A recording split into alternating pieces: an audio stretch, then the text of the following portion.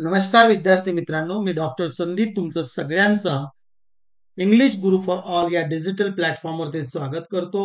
विद्यार्थी मित्रांनो, तिथे मी एक कोर्स लॉन्च केलेला आहे ज्याचं टायटल आहे एंटायर इंग्लिश ग्रामर. त्यातील आपण हा लेसन नंबर 38 इथे डिस्कस करणार आहोत आणि याचं टायटल आहे को रिलेटिव्ह कंजंक्शन्स. तर आपल्याला इथे समजून घ्यायचं आहे की कॉन्सेप्ट ऑफ को रिलेटिव्ह कंजंक्शन काय आहे आणि त्याचा मीनिंग, त्याचे उपयोग आणि कुठले को रिलेटिव्ह कंजंक्शन्स आहेत आणि त्याचे एक्झाम्पल्स. तर सुरुवात करूया. मीनिंग ऑफ को रिलेटिव्ह कंजंक्शन. को रिलेटिव्ह कंजंक्शनचा अर्थ काय आहे? कंजंक्शन म्हणजे जॉइनिंग वर्ड्स ज्याला आपण म्हणतो. ते कशासाठी यूज केले जातात? वर्ड्स असतील, फ्रेजेस असतील, क्लॉजेस असतील, सेंटेन्सेस असतील, याला कनेक्ट करण्यासाठी याचा उपयोग केला जातो. तर बघूया को-रिलेटिव्ह कंजंक्शन काय आहे? A co-relative conjunction is a pair of conjunctions. हे पेअर ऑफ कंजंक्शन्स आहेत, एकत्र आहेत बघा दोन. That work together to connect equal parts of a sentence. सारखे पार्ट्स जे आहेत ते कनेक्ट करण्यासाठी किंवा आपण ज्याला जॉईन करण्यासाठी म्हणूयात, त्याचा उपयोग होतो. कशाला? तर वर्ड्स असतील, फ्रेजेस असतील किंवा क्लॉजेस असतील, याला कनेक्ट करण्यासाठी याचा उपयोग होतो. को रिलेटिव्ह कंजंक्शन्स ओळखायचे असतील तर सगळ्यात महत्वाचं ते जे आहे तर पेअर मध्ये असतात, एकत्रित. एक्झाम्पल्स बघितल्यावर तुमच्या लक्षात येईल. They are always use in pairs and show relationship between to balanced elements.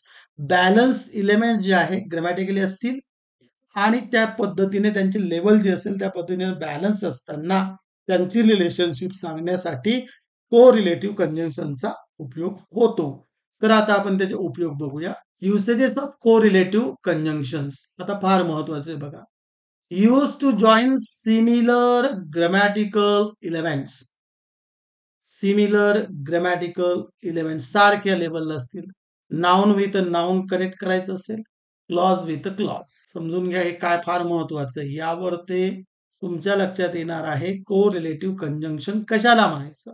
एम्फॅसाइज the relationship between two ideas. दोन आयडियाज मध्ये त्याचं जर तुम्हाला भार देऊन सांगायचं असेल की यातल्या मधला संबंध काय, त्यासाठी को रिलेटिव्ह कंजंक्शनचा उपयोग होतो. Both parts of the pair must be use correctly for the sentence to be grammatically complete or correct. आणि दोन्ही पार्ट जे आहे तुमचे को रिलेटिव्ह कंजंक्शनचे, जसं पेअर मध्ये यूज होतं, ते व्यवस्थित यूज करणं गरजेचं आहे. जर ते चुकीच्या ठिकाणी यूज केले तर ते जे सेंटेन्स आहे ते बॅलन्स्ड होणार नाही. त्यामध्ये बॅलन्स नसेल तर ते सेंटेन्स इनकरेक्ट होईल. तर इथे आपण उपयोग डिस्कस केलेले आहे. आता आपण इथे list of correlative conjunctions बघूया. आता इथे पेअर दिले बघा को रिलेटिव्ह कंजंक्शनचे आणि इथे उपयोग दिलेला आहे. आयदर ऑर कुठे यूज होतो? Choice between two options. दोन ऑप्शन्स असतील त्यामधलं कुठलं आपल्याला सिलेक्ट करायचं आहे, त्यासाठी को रिलेटिव्ह कंजंक्शनचा यूज होतो. Neither nor. Negative statement for two items. निगेटिव्ह सांगायचं असेल तर neither this nor that. Both and. Inclusion of two items म्हणजे दोन्ही एकत्र. Both and. Not only but also. Emphasis or addition. हे आणि ते. तर याचा उपयोग होतो नॉट ओनली बट ऑल्सोचा. Whether or. Alternative possibilities. हे किंवा ते. ॲज कंपॅरिझन साठी उपयोग होतो. No sooner than. Immediate sequence of actions म्हणजे पहिली ऍक्शन घडली दुसरी ऍक्शन लगेच घडत असेल त्यासाठी नो सुनर दॅनचा यूज होतो. Such that. Cause and result साठी होतो. The more or less. Proportional comparison साठी होतो. The more. याचे एक्झाम्पल्स बघितल्यानंतर तुमच्या लक्षात येईल की याचे उपयोग कसे करायचे आहेत. तर आता आपण इथे काही को रिलेटिव्ह कंजंक्शन्स कसे यूज केलेले आहेत त्याचे एक्झाम्पल्स बघूया. पहिलं बघा. Either you apologize or leave the room. कुठलं तरी एक काय करायचंय, चॉईस करायचे. अपोलोजाइज, लिव्ह, या दोन पैकी एक करायचं. Either or. ऑप्शन एकच आहे. निगेटिव्ह मध्ये बघा.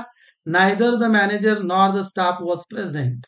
म्हणजे मॅनेजर आणि स्टाफ हेही नाही, मॅनेजरही नाही आणि स्टाफ नाही, कोणीच प्रेझेंट नव्हतं. Both the food and the service were excellent.